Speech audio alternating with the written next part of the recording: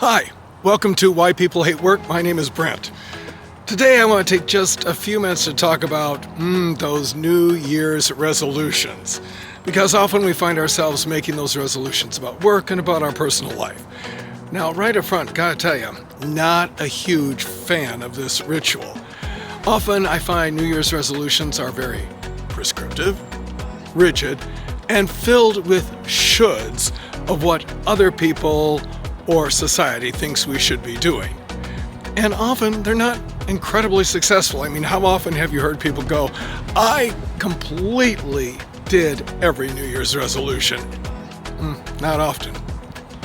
Instead, I really encourage us to ask ourselves questions, to engage in self-inquiry and self-conversation, because I believe that truly leads us to places of greater happiness. So let's get right into this. Question number 1, pretty foundational. Who and what do I love? Because I believe that is just at the heart of who we are and who we want to be.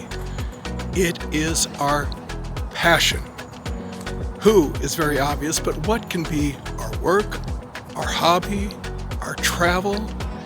And are we truly prioritizing those who we love and that which we love in our lives?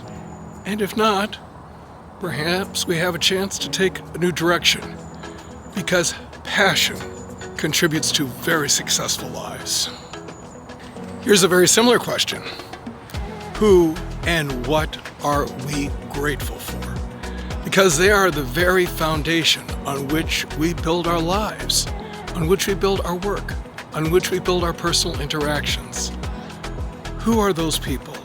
What are those items that we truly are grateful for? And when we think about the what, let's not forget personality traits.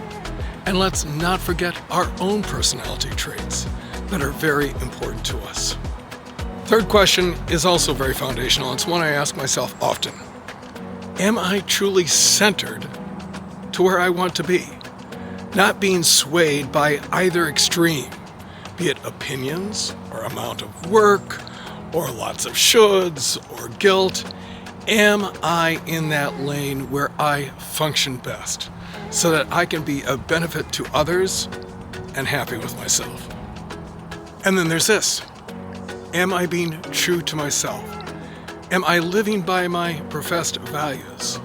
Am I prioritizing those things that I feel are really important so that at the end of the day, the week, the month, the year, I'm truly happy with what I'm doing?